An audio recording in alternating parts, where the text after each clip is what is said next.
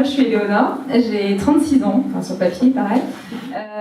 Et donc j'étais infirmière, enfin je suis toujours infirmière, mais j'ai switché, c'est très récent parce que le switch se termine juste là, on va dire, a commencé en début d'année de façon un peu plus officielle.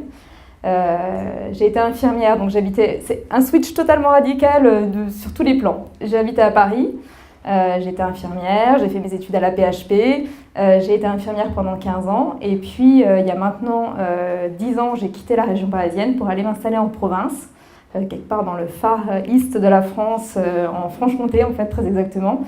Et ça a été un premier petit switch géographique qui m'a permis de me reconnecter un peu avec ce qui me passionnait, c'était la vie en pleine nature et voilà. Et puis le sport de plein air et tout ça. Donc j'ai continué à être infirmière et petit à petit, je vais la faire courte, j'ai commencé à suivre des premiers stages de survie par curiosité, on va dire.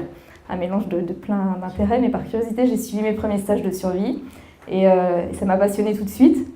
J'ai mis le doigt dans l'engrenage, un premier stage, un deuxième, un troisième, et puis j'ai commencé une formation de moniteur de survie. Donc c'était à côté de mon taf en plus. Donc je bossais comme infirmière à temps plein. Et à côté de ça, le week-end, on va dire un week-end par mois, voire un peu plus, j'étais dans les bois à encadrer des groupes, enfin participer à l'encadrement de groupes, en tout cas sur des stages de survie.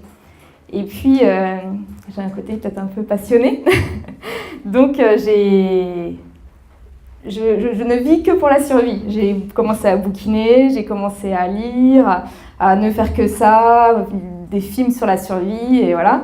Et puis, l'année dernière, il y a maintenant un peu plus d'un an, j'ai été contactée par une boîte de production qui s'appelle GT & Co et on m'a proposé de participer à l'émission que certains ont peut-être vu qui était diffusée sur M6, Wild, la course de survie.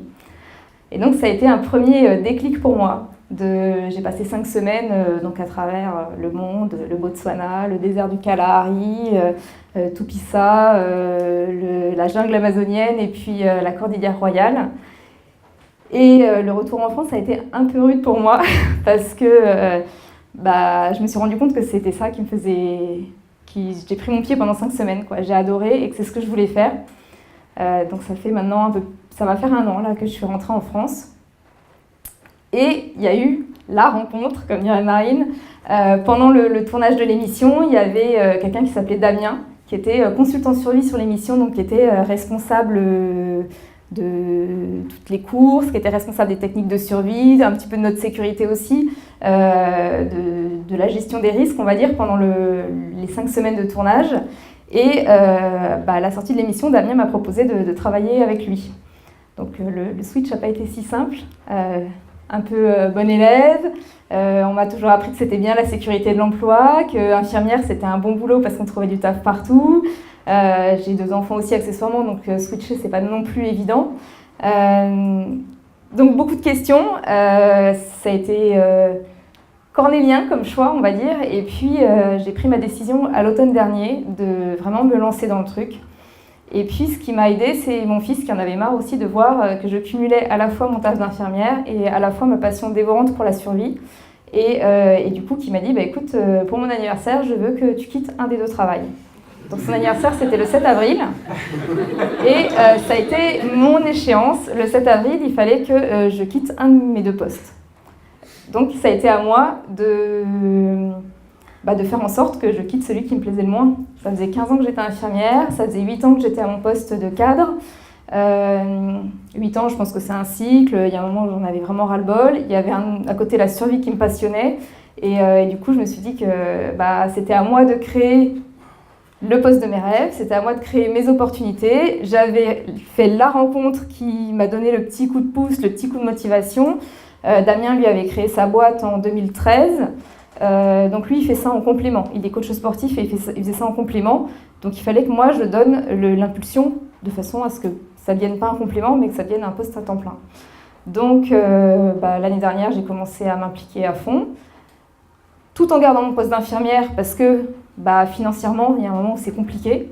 Et donc, il fallait que je puisse assurer la transition. Donc, j'ai bossé toute la journée. Je bossais tous les soirs jusqu'à 1h du mat sur la communication pour la boîte, sur répondre, les devis. Il y a beaucoup d'administratifs, une très grosse charge.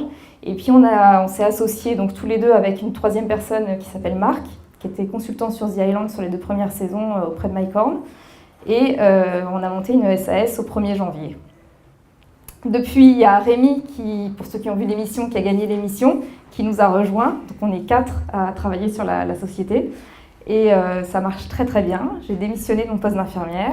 Donc en plus, j'ai eu la chance, mon employeur m'a accordé un congé pour création d'entreprise.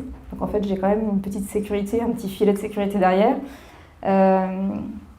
Mais ça marche très très bien. On cumule les team building, on cumule les stages de survie classiques, on cumule les expéditions à l'international. Il y a 10 jours encore, j'étais en Indonésie et j'ai passé une grosse semaine avec un client sur une île déserte. Donc voilà, on profite des trucs et la prochaine étape, ça va être que je continue à prendre du plaisir dans mon travail, qu'on arrive à se renouveler aussi sur nos offres. Mais là, on a un truc qui démarre bien. Je pense qu'on prend tous du plaisir dans notre taf et franchement, c'est vraiment top. Les grosses difficultés, ça a été surtout... c'est un milieu qui est quand même assez confidentiel, la survie. Moniteur de survie, il n'y a pas de formation, il n'y a pas d'école de moniteur de survie en France, il n'y a pas de diplôme d'État. Et donc, les grosses difficultés, ça a été de trouver au niveau de la législation qu'est-ce qu'on avait le droit de faire, qu'est-ce qu'on n'avait pas le droit de faire. Voilà, donc j'ai passé des formations, je suis en train de suivre une formation d'accompagnateur de randonnée. Normalement, si tout va bien, je la valide en juillet. Et puis, on a trouvé... tous les voyants sont ouverts. J'ai rencontré le directeur d'une agence de voyage qui est donc notre partenaire pour les séjours à l'étranger parce qu'on ne peut pas partir si on n'a pas un agrément d'agence de voyage. Enfin, et donc, tout ce travail-là. Donc, moi, j'avais 3 conseils à vous donner. Le premier, c'est de vraiment faire le bilan, calmement, de prendre le temps de vous demander ce qui vous passionne, qu'est-ce qui vous motive, de construire votre projet. Prenez le temps de construire votre projet. Parce qu'après, il va falloir être prêt à l'assumer, si c'est un switch un peu radical comme le mien. Mais il faut être prêt à l'assumer, il va falloir être prêt à bosser un peu intensément pendant un moment, le temps de vous impliquer. Le deuxième, c'est de vous fixer des échéances. Moi, l'échéance du 7 avril, ça m'a vraiment aidée. Parce que sinon, je pense que j'aurais été un peu timide, j'y serais allée un peu à la cool en me disant que j'avais mon boulot d'infirmière à côté, j'avais un salaire.